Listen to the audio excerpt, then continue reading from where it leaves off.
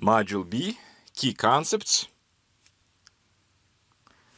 As you remember, we went over several trial examples in Module A, and we familiarized ourselves with common multiplicity problems that arise in clinical drug development. So let us now put a more formal structure around this. There will be 3 sections included in this module, as you see on the slide. Section B1, Inferential Goals. The reason we're going to talk about inferential goals is because the choice of statistical methods used in multiplicity problems is driven by the clinical objectives in each particular setting. It depends on the underlying inferential goal.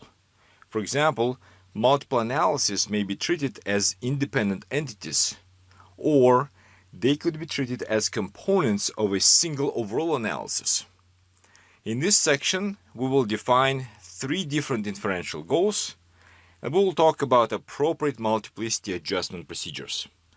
This includes at least 1 procedures, and we will also call them multiple testing procedures, all or none procedures, and finally global procedures.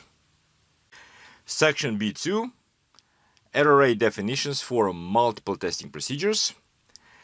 The most relevant inferential goal I would like to point out in confirmatory clinical trials is the goal based on at least 1 testing, and an important feature of all at least 1 procedures is that they lead to error rate inflation, and therefore they require multiplicity adjustment. To choose an appropriate adjustment, it is important to select the correct, most meaningful error rate definition, and this is exactly what we're going to discuss in this section. And finally, section B3, selection of multiple testing procedures. In this section, we will be ready to tackle the most important problem, really the billion-dollar problem. We will go over criteria for selecting the most appropriate multiple testing procedures for a particular at least 1 testing problem, and we will define a classification scheme, actually several classification schemes, for at least 1 testing procedures, or as we will call them from this point on, multiple testing procedures. So let us take a look at each individual section included within this module. Section B1, Inferential Goals. Within this section, we will discuss inferential goals in trials with multiple objectives, and it is important to build a formal classification scheme here, because inferences used in a particular multiplicity problem depend on the underlying differential goal, as I explained a minute ago, and we do not want to get the problem misclassified and choose the wrong tools for addressing the multiplicity we're facing. And unfortunately, it happens more frequently than you may think that multiplicity adjustment strategy chosen in a particular trial may not actually match the actual multiplicity problem, which is going to lead to very inefficient analysis. The trial sponsor can consider 3 different sets of inferential goals in a clinical trial. The first one is the individual analyses separately lead to a successful outcome. This is what we normally think of when somebody says a multiplicity problem. And more formally, it is known as an at least 1 multiplicity problem, and within this setting, the sponsor needs to use at least 1 procedures, or as we said, simply multiple testing procedures. Secondly, individual analyses may jointly lead to a successful outcome. This would be known as an all or none problem, which means that all tests must be significant simultaneously, or the trial sponsor will be out of luck.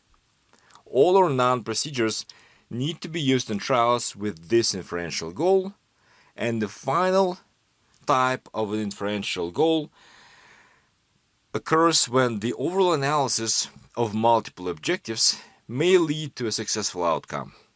This is known as the global testing approach, and it calls for global testing procedures. Let us begin with at least one multiplicity problems. As this simple diagram shows, we have multiple analyses or multiple objectives that are represented here by two orange boxes, and each analysis is independently clinically relevant. This means that each endpoint test or each dose control comparison, each population test independently provides proof of efficacy. And by independently, I mean here independently of each other. For example, a novel treatment may be highly effective at one dose, and there may be no signal, no evidence of a positive effect at another dose. But this will not damage, so to speak, the positive signal at that first dose, because each analysis is an independent entity within this inferential framework. And it's important for us to remember that the trial's outcome is declared positive if at least one analysis produces a significant result. What we saw on slide 6 was a simple diagram, and more formally, this problem is known as the union intersection problem. Why union? The objective of a clinical trial in this at least one setting is to reject the global hypothesis of no treatment effect in favor of a union of alternative hypotheses of a beneficial effect. So the key word here is union, and this is an example of a classical multiplicity problem, and we will focus actually on at least one procedures or multiple testing procedures in this online training course. The reason this class of multiplicity problems is so important to us is that at least one testing leads to an inflation of an appropriately defined error rate. The error rate gets out of control, it gets inflated, and thus a multiplicity adjustment is required. And I will mention quickly that a multiplicity adjustment is essentially a multiplicity penalty. It adjusts the significance levels for the individual tests downward to help control the error rate at the desirable level. And we will talk more about this class of problems in modules C, D, and E. And as far as examples are concerned, there are three quick examples I would like to use here. They were introduced in module A, and they help illustrate this particular inferential goal. Remember, we said that they were all conceptually similar to each other. Those three examples that, once again, we defined in module A. The first one based on the prostate cancer trial, the second one on the type 2 diabetes trial, and finally, example 5 based on the non-small cell lung cancer trial. These examples share the same inferential goal, and we will use multiple testing procedures in settings of this kind. This is a quick illustration of at least one multiplicity problems, or more formally, union intersection problems, based on example 1, based on the prostate cancer trial. And the delta 1 and delta 2 used in the slide are defined at the bottom of the slide. They are defined in terms of the true treatment differences based on the first endpoint, which was the overall survival, and the second endpoint in this example, which was progression-free survival. The treatment differences are most commonly defined using the logs of the corresponding hazard ratios, and delta 1 for overall survival is plotted on the horizontal axis, and delta 2 for progression-free survival is plotted on the vertical axis. The shaded area is the region in the parameter space which corresponds to the global null hypothesis. Within this shaded area, both treatment differences, both delta 1 and delta 2, are negative, and that means that there is no beneficial effect compared to placebo.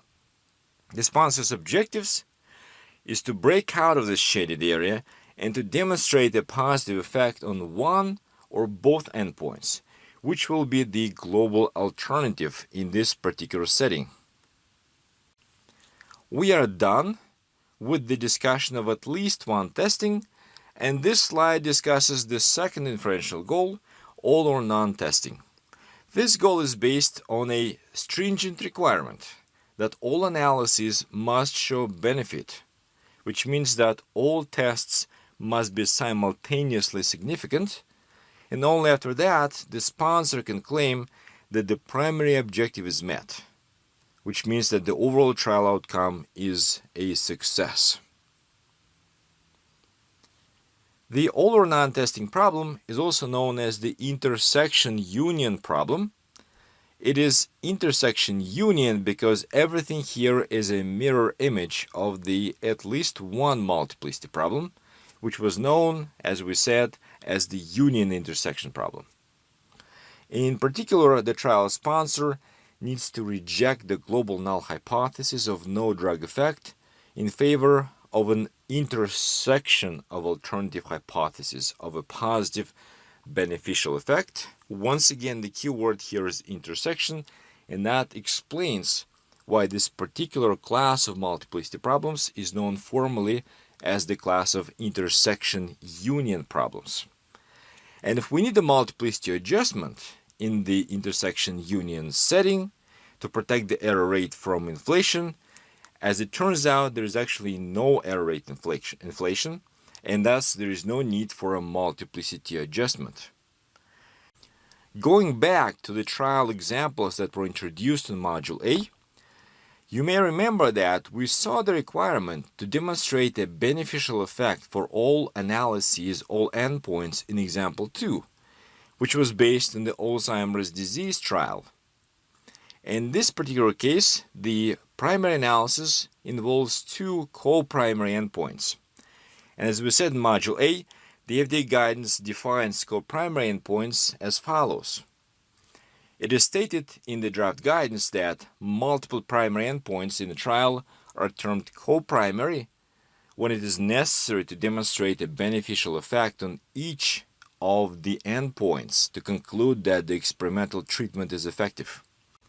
In this trial, the sponsor needs to establish a significant effect on both co-primary endpoints simultaneously, which means on the cognition endpoint and on the global clinical assessment endpoint as well. This is how the clinical win criterion is defined in example 2. The sponsor can claim significance on all endpoints, or the sponsor gets nothing. It will be a failed trial if there's only one non-significant endpoint test. The diagram on the slide shows the global null and the global alternative hypotheses in the Alzheimer's disease trial. In this example, the delta 1 and delta 2 again denote the true treatment differences for the cognition and global clinical assessment endpoints. As before, delta 1 is plotted on the horizontal axis and delta 2 is shown on the vertical axis. The shaded area again defines the global null hypothesis, and now it is very easy to see that it's much larger than in the prostate cancer trial. The global null hypothesis in this setting occupies 3/4 of the parameter space, and this is because within the shaded area at least one delta is negative, or sometimes both deltas are negative, and this is a bad sign for us in the context of the intersection union multiplicity problem. The global alternative hypothesis is defined by the requirement that the true effect on both endpoints must be positive, must be beneficial, and the parameter space for the global alternative hypothesis is quite small. It's only one quadrant, as you can see on the slide. Claiming success is quite difficult in this setting. So how do we set up all or none testing procedures in trials with this inferential goal? The solution is in fact quite straightforward, almost trivial, and I'm going to explain how it works on this slide. It only takes just one slide to define the appropriate class of procedures. Let us introduce the null hypothesis of no effect and the p-values based on appropriate statistical tests for the null hypothesis that are shown at the top of the slide. And alpha here will denote the overall type 1 error rate, which is the probability of incorrect conclusions. For example, a one-sided alpha of 0.025 could be used. And in the intersection union problem, all null hypotheses are rejected, which also means that their union or the global null hypothesis is rejected if all p-values are less than or equal to alpha. As a result, there is no multiplicity adjustment. All individual tests are carried out simply at the full alpha level, without any multiplicity penalties. And it is not because all or none procedures are efficient. In fact, as we will discuss that in a second, all or none procedures are actually quite conservative, if anything, and may lead to substantial power loss. What we see on the slide is the complete solution to the intersection union multiplicity problem. There is really nothing else to discuss, and this is in fact the last time we're going to see this problem in this course. On a related topic, I would like to point out that it is stressed in the FDA guidance that there have been suggestions that the statistical testing criteria for each co-primary endpoint could be relaxed. For example, testing could be performed at an alpha of 0.06 or 0.07. Here, of course, the authors of the guidance refer to two-sided alpha levels, and they're implying here that the two-sided alpha level of 0.05 could be potentially relaxed and increased to 0.06 or 0.07. However, it is pointed out in the guidance that relaxation of alpha is generally not acceptable, because doing so would undermine the assurance of an effect on each disease aspect considered essential to showing that the drug is effective in support of approval. So once again, as we said on slide 12, an inferential approach used in trials with co-primary endpoints is quite straightforward. Each endpoint must be tested at the predefined alpha, for example, one-sided alpha of 0.025, and this is the complete solution to the intersection union multiplicity problem. But before we close the door on all or none procedures, let us quickly illustrate procedures in this class. Let us assume that the Alzheimer's disease trial is complete. We have computed one-sided p-values for the two endpoints, and they're given, as you can see on the slide, by 0.0113, this is p1, for the cognition endpoint, and the p-value for the global clinical assessment endpoint is p2, which is equal to 0.0187. The p-values are plotted on the slide. They are represented by the orange dots. You can see here easily that both p-values are below the threshold that represents the one-sided alpha of 0.025. Each p-value is significant, and therefore the all or none procedure rejects both null hypotheses of no treatment effect. The trial is declared successful, and the sponsor can claim that the treatment significantly improves both cognition and global clinical assessment in patients with Alzheimer's disease. And another important point related to the analysis of co-primary endpoints, a well-known problem arising in clinical trials where all or none procedures are applied is that, as it is emphasized in section 3 of the FDA guidance, the use of two or more endpoints for which demonstration of an effect on each is needed to support regulatory approval, called co-primary endpoints, increases the type 2 error rate and decreases study power. In other words, with a large number of co-primary endpoints, the probability of success is reduced. This is a direct consequence of the fact that, as we said a few slides back, the parameter space for the global alternative hypothesis is quite small, and claiming success in this setting is quite difficult. And I would like to also add that it is further stated in the FDA guidance document that the loss of power may not be so severe when the endpoints are correlated, because in a trial with two positively correlated co-primary endpoints, there is an increased chance that the second endpoint will demonstrate a significant treatment effect if the first endpoint is significant, which leads to higher power.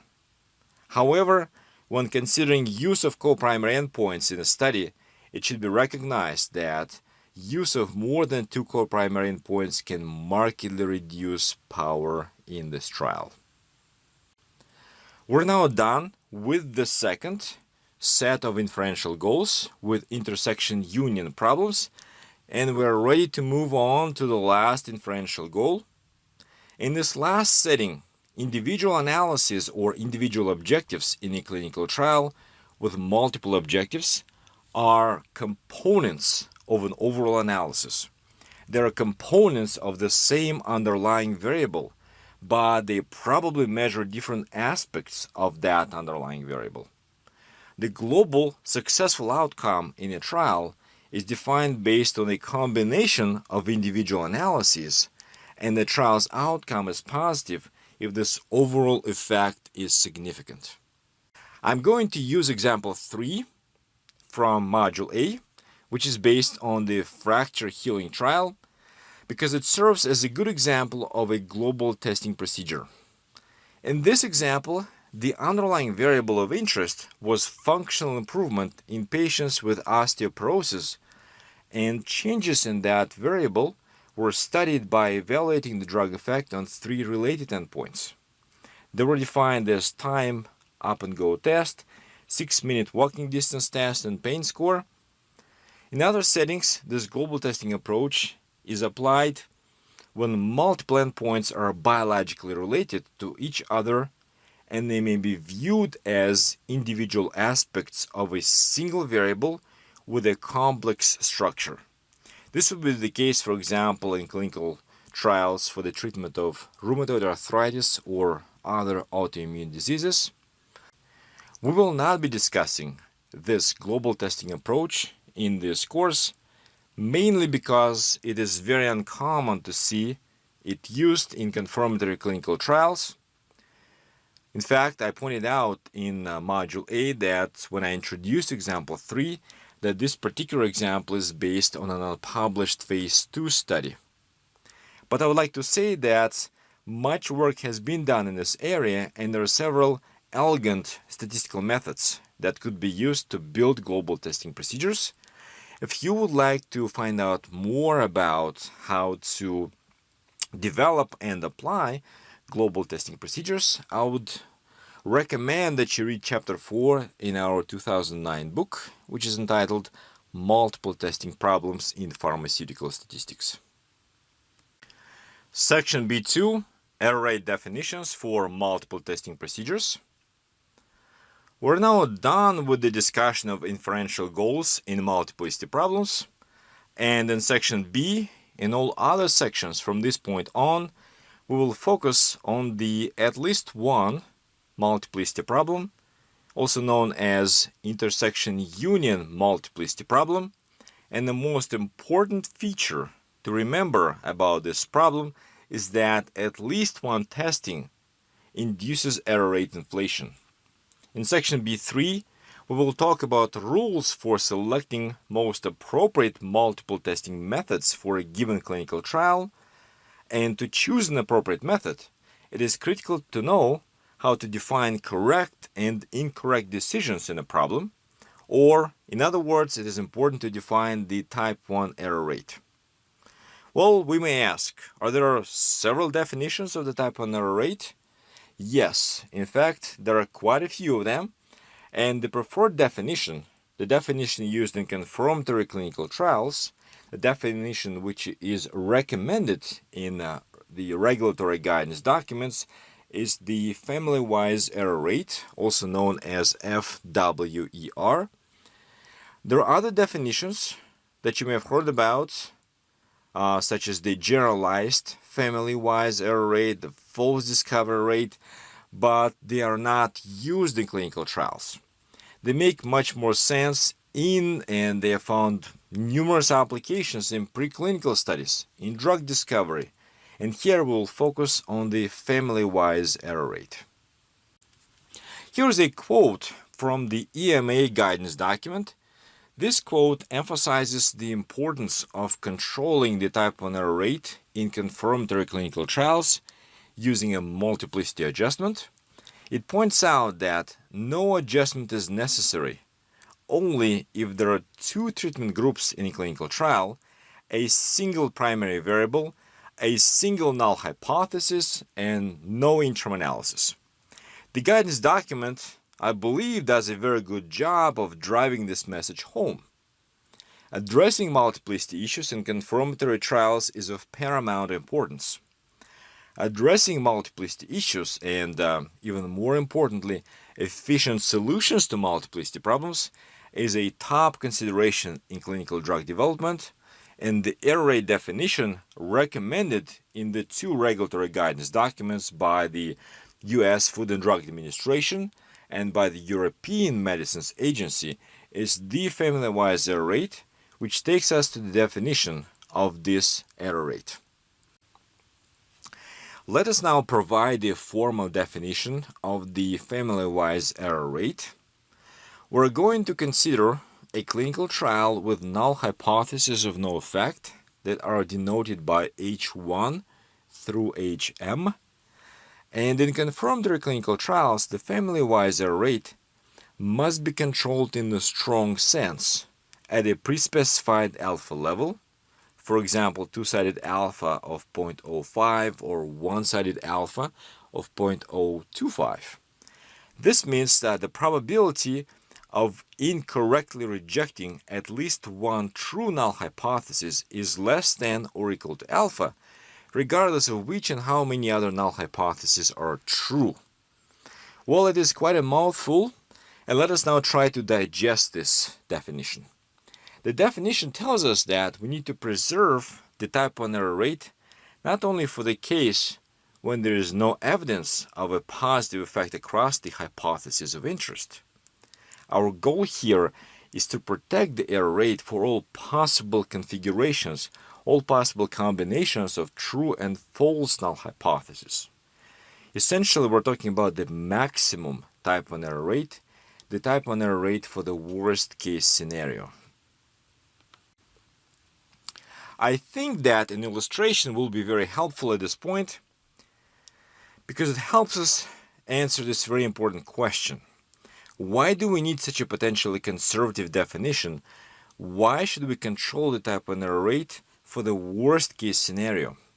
And the billion-dollar answer is, this definition enables us to make claims, specific claims about each individual outcome without inflating the error rate.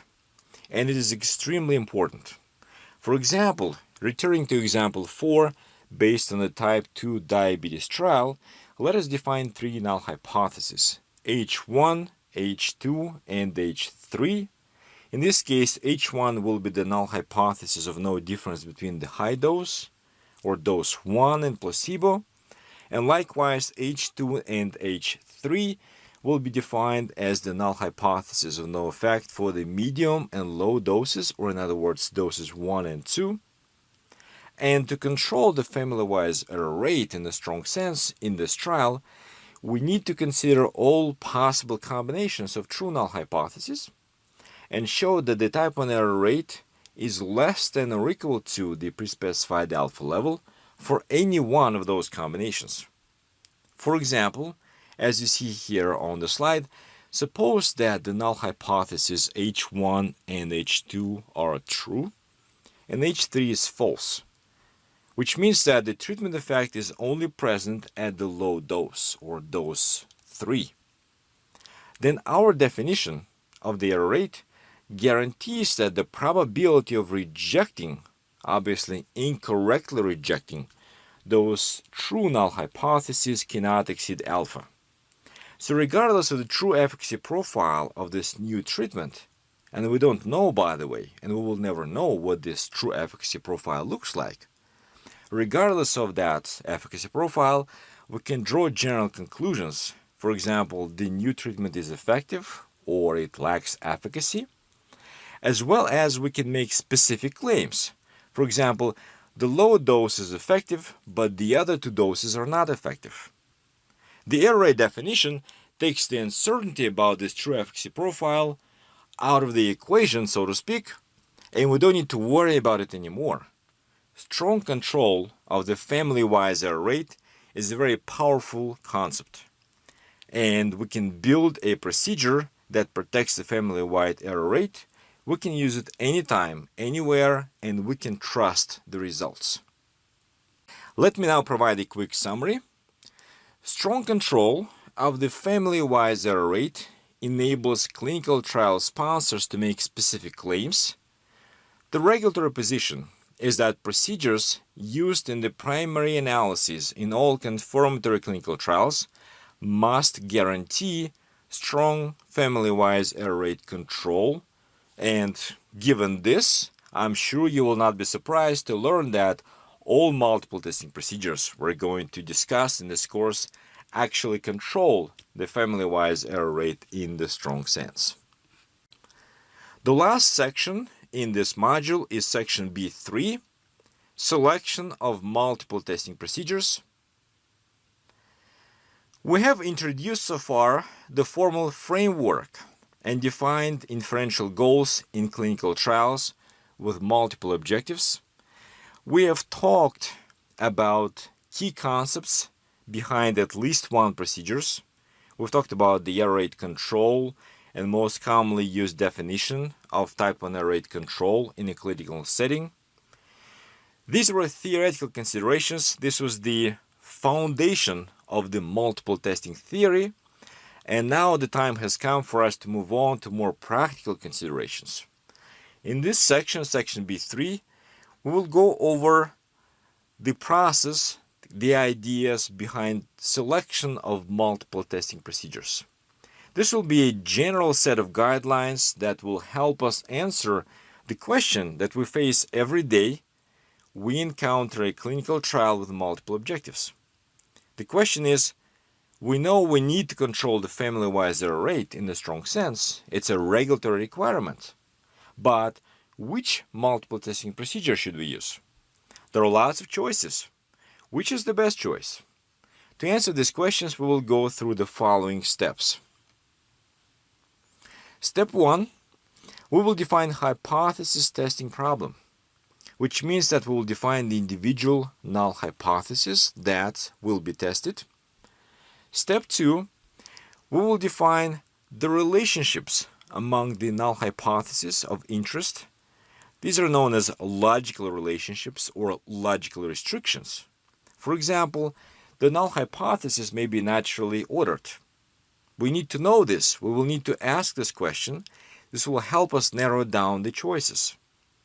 And secondly, there are also distributional assumptions, distributional relationships. For example, the question to ask would be, what is the joint distribution of the hypothesis test statistics? Is it known to us? Or is there any uncertainty about it? Can we assume that it is known and then we can utilize this knowledge to build a multiple testing procedure? The next step is step 3. Using the information from steps 1 and 2, we will define one or more candidate multiple testing procedures that are consistent with the logical restrictions as well as the distributional relationships. And finally, step 4, the last step here, is to select the most powerful procedure from the set of candidate procedures. Well, to begin illustrating the decision-making process we have just defined, let us now apply it to several multiplicity problems. We're going to use the same notation that we've used before. H1 through Hm will denote the null hypothesis of interest, and the family-wise error rate will be denoted by alpha. For example, we will assume that the one-sided alpha is equal to 0.025. We will assume for simplicity that the null hypotheses, the M null hypotheses of interest, are equally important or they're equally weighted. It will be in fact quite easy to extend the theory that we're going to discuss to the case of unequally weighted hypotheses. We're also going to introduce the hypothesis test statistics used for testing the hypothesis of interest. Those will be derived using appropriate statistical tests for each individual hypothesis. They will be denoted as we see on the slide by T1 through Tm. And in addition, when discussing more powerful multiple testing procedures that are known as stepwise procedures, we will make use of ordered test statistics. These are defined using the following parenthetical notation. The ordered test statistics are arranged from the largest one or the most significant one to the smallest or the least significant statistic. And similarly, we can define p-values computed from the null distributions of these test statistics. When stepwise procedures will be introduced, we will differentiate between the original p-values as well as ordered p-values. The ordered p-values will be arranged from the smallest one to the largest one, as you see at the bottom of the slide. Now, as we continue to step 2, the following two classification schemes play an important role in the world of multiple comparisons, and they will help us understand two different sources of information that influence the choice of multiple testing procedures in each individual clinical trial. The first classification scheme is based on available clinical information, which defines clinically relevant logical relationships or restrictions among the null hypotheses of interest. Based on this information, as I will explain in a few minutes, we can introduce two different classes of multiple testing procedures, known as single-step and stepwise procedures. And secondly, there's a classification scheme which is based on available statistical information. This classification scheme is driven by distributional relationships, which means the available information on the joint distribution of the hypothesis test statistics. And depending on how much information we have, we can consider nonparametric, semiparametric, and fully parametric procedures. We're going to define those classes of multiple testing procedures later in this module, and we'll provide multiple examples later in this course. Let us first discuss the classification scheme that relies on the available information on clinically meaningful logical relationships or logical restrictions among the null hypotheses in our multiplicity problem. In Module C, we will introduce basic procedures such as the Bonferroni procedure that utilize the single-step testing approach. Within this approach, the null hypotheses are tested simultaneously, or in other words, they're tested in a single step. Clinically meaningful relationships among the null hypotheses are not actually taken into account, and this is of course a limitation which ultimately leads to lower power. And by contrast, when the stepwise testing approach is applied, the null hypotheses are ordered using clinically relevant criteria such as clinical importance or using significance of the test statistics or p-values. And this is where the ordered test statistics or ordered p-values that we introduced a few minutes ago may be used. Within this class of multiple testing procedures, we will draw a line between procedures with a pre-specified testing sequence and a data-driven testing sequence. We will take a closer look at those two classes of stepwise procedures in a minute. But first, we will quickly discuss basic non-stepwise procedures or single-step procedures. The decision to reject any null hypothesis, in this case, does not depend on decision rules for the other null hypothesis. There is really no testing sequence. Each null hypothesis is rejected independently of the other null hypothesis. In this diagram, each hypothesis is, in this multiplicity problem, is represented by an orange box, and with any single-step procedure, you can test the hypotheses in any order. They are not arranged in any meaningful sequence. And examples of single-step procedures are shown at the bottom of the slide. The Bonferroni and Dunning procedures that we're going to discuss later in this course serve as very good examples of the basic single-step testing approach. We will use this illustration to discuss the role of logical relationships among null hypotheses in a clinical trial. It is important to know whether or not there is a natural way to order the null hypothesis in a multiplicity problem. Suppose first that we can select a pre-specified testing sequence, or in other words, a pre-specified hypothesis ordering, which means that the null hypotheses H1 through Hm are arranged, they are ordered according to their clinical importance or probability of success. In this case, we say pre-specified to emphasize the fact that we have enough prior information to choose a testing sequence before we unblind the data in a clinical trial, before we actually see, before we compute the hypothesis test statistics. And once the testing sequence is fixed, it cannot be modified. It is set in stone, and we build a chain, and we cannot break it to rearrange the links. Example 4, based on the diabetes trial, serves as a good example. In this case, for example, let us suppose that we're planning a phase 3 trial and we have the results from the recently conducted phase 2 trial. There is strong evidence of a positive dose-response relationship in this study. And given this information, knowing that the effect size is likely to be maximized at the high dose, we place the associated null hypothesis H1 at the beginning of the sequence. This approach helps us improve the probability of success, the probability of detecting a significant effect. The next null hypothesis in the sequence could be H2, because the medium dose is expected to be less effective than the high dose, but at the same time more effective compared to the low dose.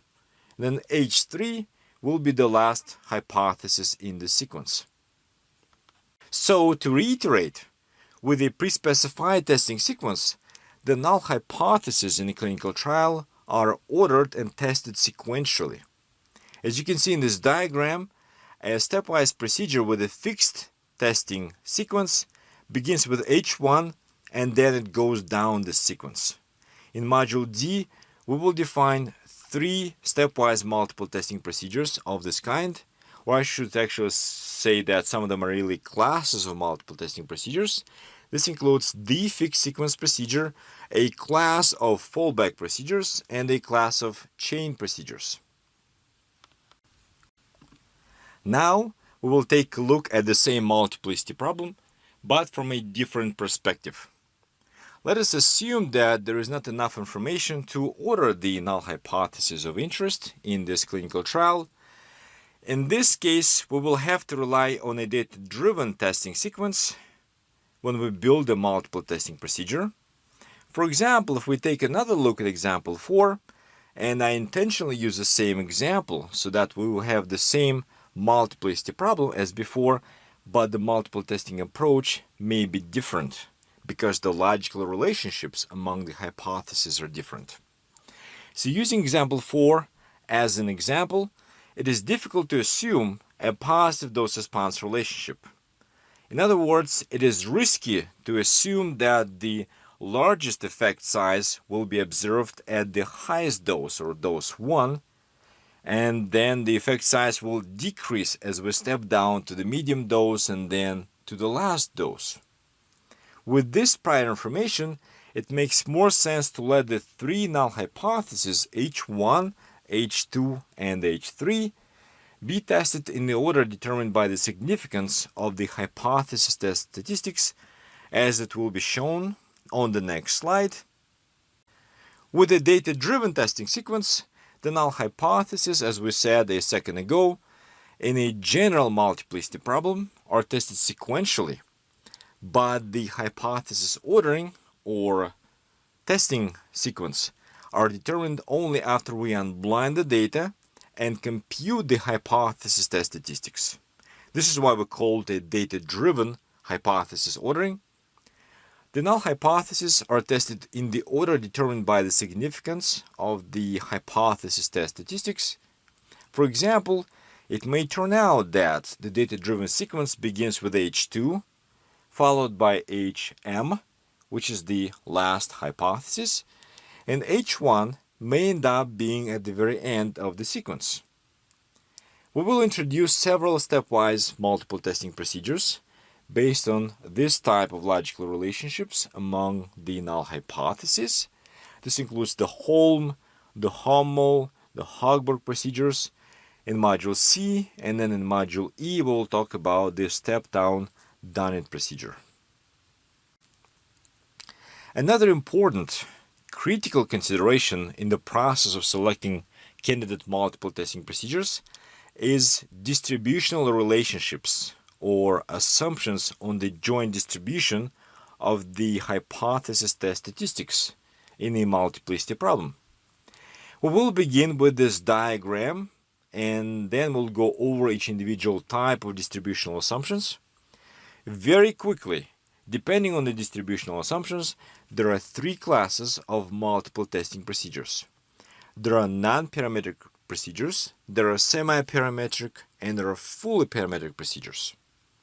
Beginning with the non-parametric procedures on the left, they make no assumptions about the joint distribution of hypothesis test statistics. We can think about them as distribution-free procedures. In a problem with two tests that are represented here by two orange boxes, test 1 and test 2, we do not assume any connection between the two test statistics. There is just empty space between the boxes. Each test is simply based on its own univariate p-value. Now I'm going to jump all the way to the right to the class of parametric procedures that make specific or explicit distributional assumptions. They make full use of the underlying joint distribution of hypothesis test statistics. And to help you remember this, we will connect the two tests, the two orange boxes here, with a solid line. The individual tests are connected within the parametric testing framework because the correlation structure, the joint distribution, is fully known and fully taken into account when a parametric procedure is set up. And the last class of multiple testing procedures is shown in the middle. It is the class of semiparametric procedures. Unlike the parametric approach to constructing multiple testing procedures, the semiparametric approach does not assume that the joint distribution of test statistics is fully specified. For example, we may assume in a certain clinical trial that the test statistics follow a multivariate normal distribution, but the correlation coefficients are unknown. In this sense, the semiparametric approach is somewhere in between the parametric approach on the right and the non-parametric approach to constructing multiple testing procedures, and it is shown on the left. Since the joint distribution of test statistics is only partially specified, we will connect the two tests in this diagram using a dotted line. In other words, within the semiparametric framework, there is a connection among the test statistics, but it's a kind of a dotted connection. Some parameters of the joint distribution may be unknown. Here is a more detailed summary of the three classes of multiple testing procedures, beginning with the class of non-parametric procedures. Non-parametric procedures, as we said, rely on basic probability inequalities. For example, the Bonferroni inequality to control the Familywise error rate, and this is why they do not need to make any assumptions about the joint distribution of hypothesis test statistics. Examples include the Bonferroni, Holm, fixed sequence, fallback, chain procedures. They're all non-parametric procedures. I'm sure you're going to recognize quite a few procedures on this list, and this is because non-parametric procedures are very popular. They enjoy much popularity in clinical trials because they're intuitive, they're easy to apply, and they're easy to explain to non-statisticians. But, of course, the question to ask for us now is, what are the downsides? Non-parametric procedures tend to perform poorly with a large number of null hypotheses or strongly correlated test statistics because they do not connect the dots, so to speak. They ignore the fact that there is certain joint distribution behind the individual test statistics, that the hypothesis test statistics, for example, are correlated. Since this class of procedures tends to ignore the underlying correlation structure, they are less powerful than multiple testing procedures that make certain distributional assumptions. For example, semiparametric or parametric procedures that I'm going to introduce on the next two slides. Semiparametric procedures serve as a more powerful alternative to basic non-parametric procedures. They're also based on univariate p-values, but unlike their non-parametric counterparts, they impose some distributional assumptions. For example, what do I mean by some? For example, a multivariate normal distribution for the test statistics may be assumed, but the correlation coefficients may be unknown. The Hochberg and Hommel procedures are the most widely used, most popular semiparametric procedures in clinical trial applications. These procedures are more powerful than non-parametric procedures such as the Holm procedure. Moving on to parametric procedures, this is a class of exact multiple testing procedures that make specific distributional assumptions. For example, they may assume that the hypothesis test statistics in a multiplicity problem follow a multivariate normal distribution or a multivariate t-distribution.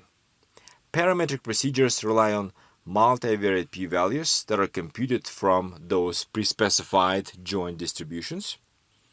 And when we say parametric procedures, we typically immediately think of the Dunnett procedure developed by Charles Dunnett back in 1955, but there are also multiple related parametric procedures. There's actually a family of Dunnett procedures that includes the basic or single-step Dunnett procedure. There's also a step-down Dunnett. There's also a step-up Dunnett procedure. They will be introduced in Module E. And since parametric procedures make full use of the joint distribution of hypothesis test statistics, they are more powerful than non-parametric procedures. But what we need to keep in mind is that parametric procedures, unlike their semiparametric counterparts, they're very sensitive to the underlying distributional assumptions. Parametric procedures are recommended whenever the underlying parametric assumptions can be justified. For example, when the joint distribution of test statistics is fully known to us prior to the start of a trial. But these procedures will break down, and as a result, the type 1 error rate may not be controlled if these parametric assumptions are somehow violated. So we need to be careful. I would like to very quickly mention that in addition to non-parametric, semiparametric, and fully parametric procedures defined earlier, it will be worth mentioning the class of the so-called resampling-based procedures. These procedures do not make explicit distributional assumptions, and what they rely on certain approximations to the true joint distribution of the hypothesis test statistics. And this is accomplished by using resampling-based methods, for example, the bootstrap or permutation methods.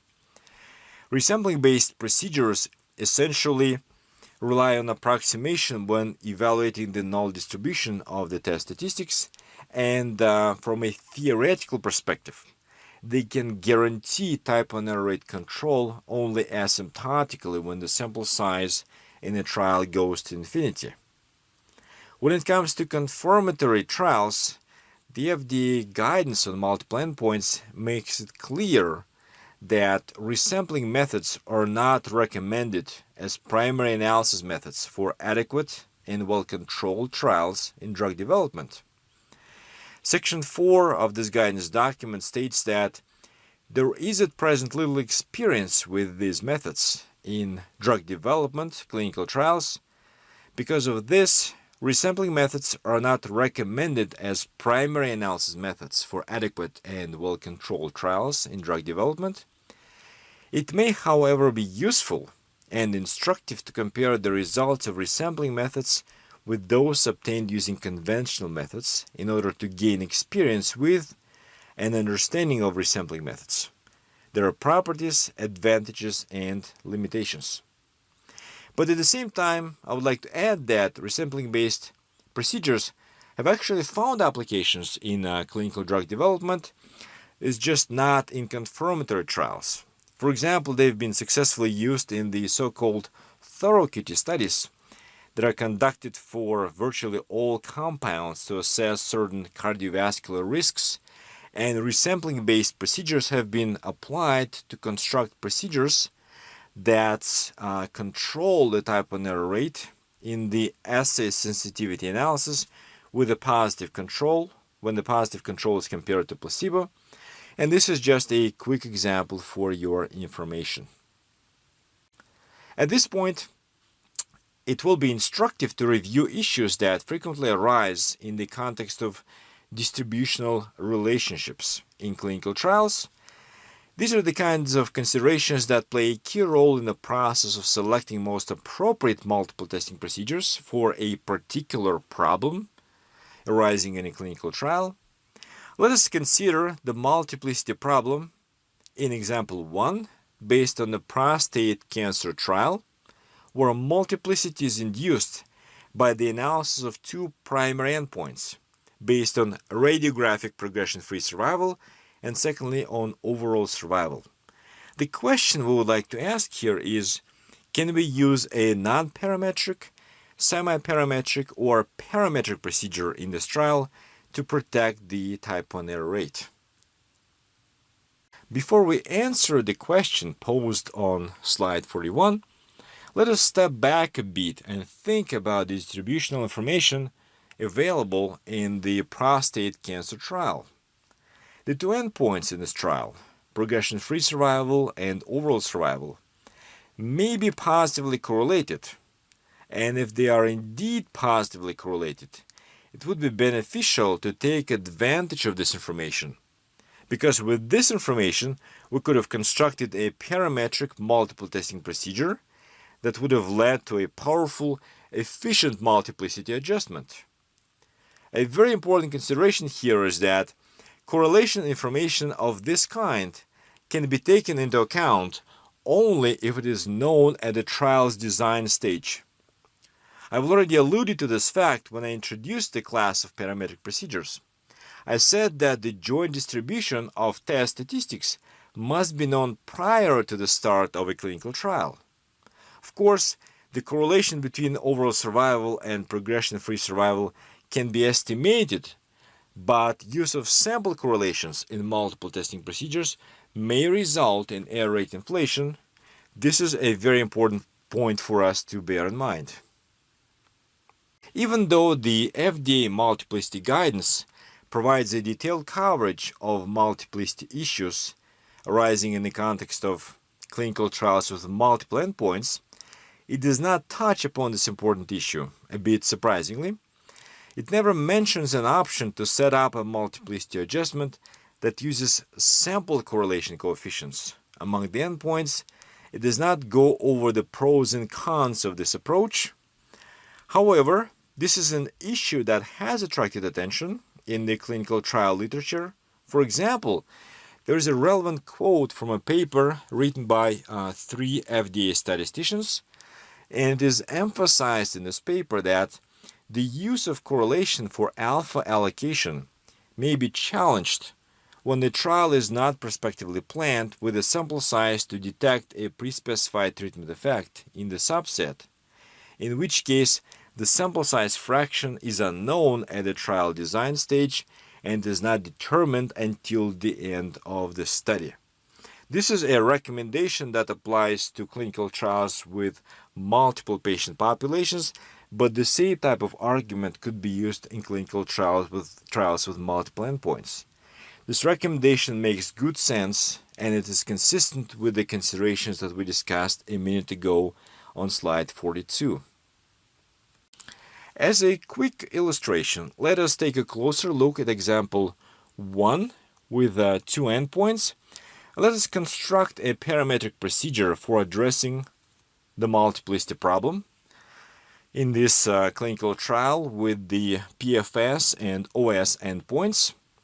We're going to assume that the two test statistics follow a bivariate normal distribution. I would like to point out that not the endpoints themselves, but the test statistics, the log rank test statistics that are used to assess the evidence of a beneficial effect. Those test statistics follow a bivariate normal distribution, and we can estimate the correlation between the endpoints. Let us say that the sample correlation rho is 0.8, and we will use this estimate to compute the critical value for the parametric procedure. Using this critical value, we will compute the family-wise error rate of the resulting multiple testing procedure, and it will be a function of the true correlation coefficient, which is unknown to us. We've estimated it, and the sample correlation coefficient is 0.8, but the true correlation could vary, could range from 0 to 1. And this plot provides a graphical summary of the key characteristics of the resulting parametric multiple testing procedure. We see here that when the true correlation equals the sample correlation, the parametric procedure does a perfect job of preserving the error rate. The one-sided error rate is exactly 0.025.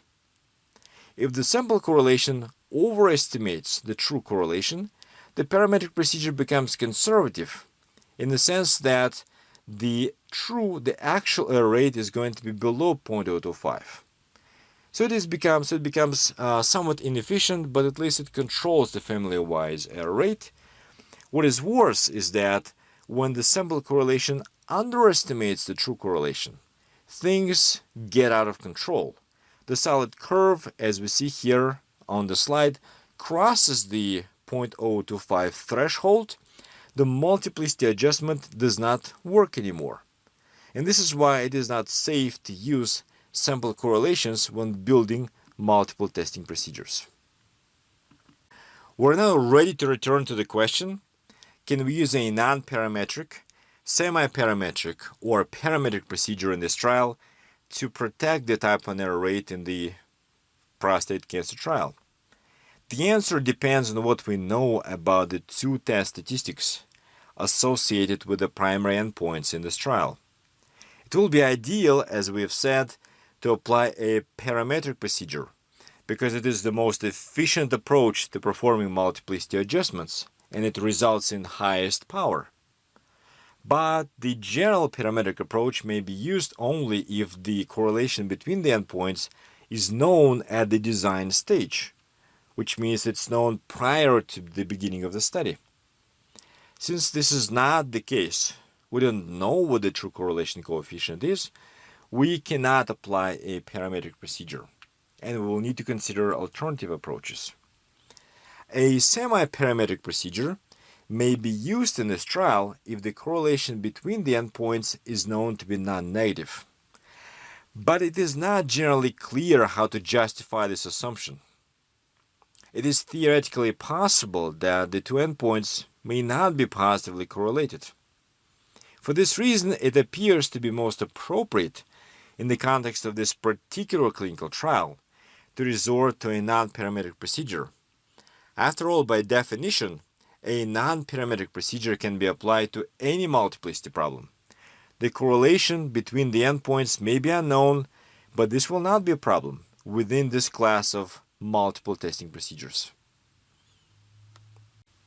We have a few slides left in this module, and these slides deal with steps 3 and 4 of the general set of guidelines to facilitate the selection of most appropriate multiplicity adjustment for a given multiplicity problem.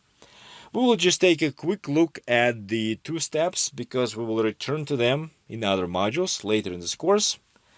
In step 3, I would like to remind you we are expected to identify a candidate set of procedures consistent with the clinical and statistical requirements defined in step 2. On the next 3 slides, I will very quickly give examples of multiple testing procedures based on the two classification schemes I introduced earlier in this module. Let us begin with a class of single-step procedures. When it comes to non-parametric procedures, the Bonferroni is probably the best example, and the Bonferroni procedure will be discussed in Module C. There are two examples of semiparametric single-step procedures. It is SIMES and SHIDAC. The SIMES test will be discussed in Module C. The SHIDAC test will not be discussed. It is very uncommon to see it applied in confirmatory clinical trials.